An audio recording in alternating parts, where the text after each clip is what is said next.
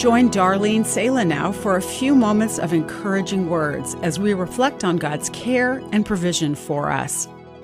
I'm glad Jesus chose Peter to be one of his disciples because he's like us, curious, impetuous, but sometimes weak.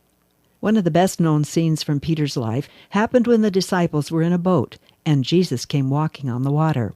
They thought he was a ghost, but Jesus immediately said, "Take courage, it is I. Don't be afraid." "Lord, if it's you," Peter replied, "tell me to come to you on the water." Don't you love Peter's audacity?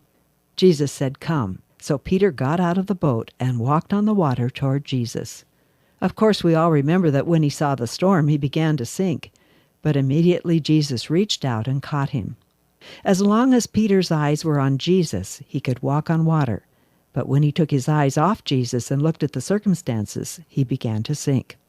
When you focus your attention on how many bills you have to pay, or the doctor's diagnosis of leukemia, or the layoff notice you just received at work, like Peter, you'll begin to sink. For where you focus your attention makes all the difference in how you cope. If you look at your circumstances, you'll become discouraged. If you look in your own heart, you'll become depressed. If you look back, you'll be defeated by past failures. If you look to others, you may be disappointed. But if you look to Christ, you will never be discouraged or depressed or defeated or disappointed. When a bumblebee drops into a glass, it will be there until it dies, because a bumblebee never sees the opening at the top. He's too busy struggling to find some way out near the bottom. The answer for the bumblebee, and for us, is to look up. Let us fix our eyes on Jesus, the author and perfecter of our faith, says Scripture. Will you look to him right now?